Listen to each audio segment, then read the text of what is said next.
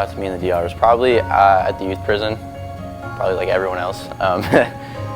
And it was after Ryan gave the altar call that a lot of the kids raised their hands. And after we prayed for a few kids, Ryan asked if there's anyone else that needed prayer. And there's this one kid who was kind of in the back that stood up, and he was like raising his hand. He was like, yeah, I need it, obviously singing Spanish. And he was smiling so big. And he came over to me and I prayed for him. And it was really like amazing for us to be able to minister to them, and for us to do our little production that we were doing for everybody.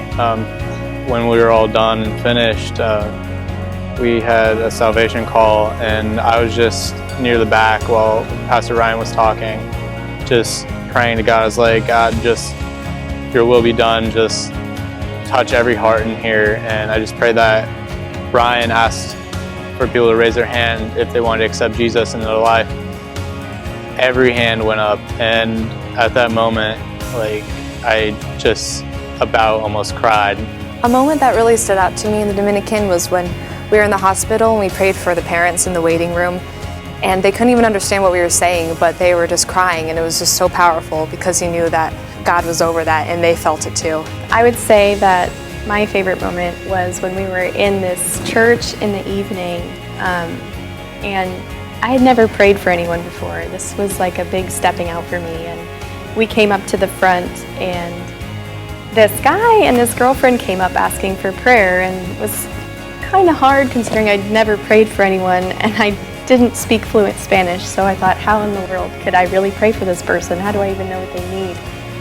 But it was incredible when I put my hands on him and I just started praying. The words just started coming, and it was incredible. And about halfway through, he looked at me and just put his head on my shoulder and started to cry. And it was amazing how through words that God had given me, I had touched his life. And it was incredible, and he held me so tight, and I just knew that in that moment he needed God, and God was there for him. It was incredible.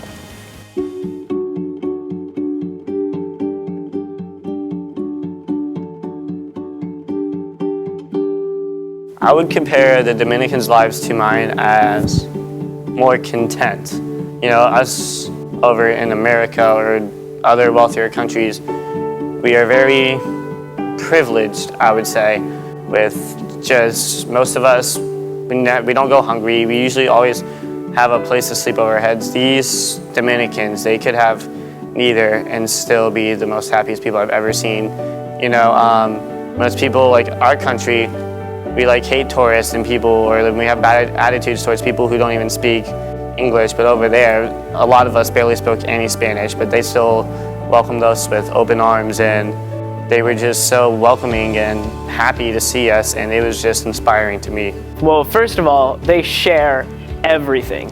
Like, I remember this one point, we're at like this fancy restaurant, and one of our translators, his name was Wesley, he had like finished all of his food and stuff, and then Zach Rush is sitting right next to him, and like he just dips his bread in Zach's gravy. And Zach's like, dude, what the heck?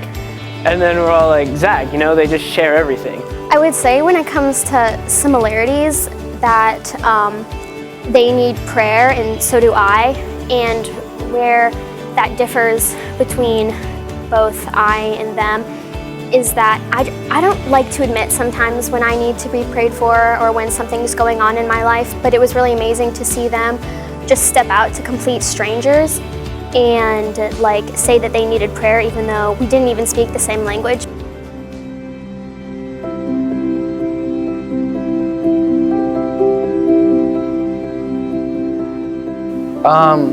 What I'm going to do differently, I'm going to be more open to share my love for God and more open to share with people who God is in my life.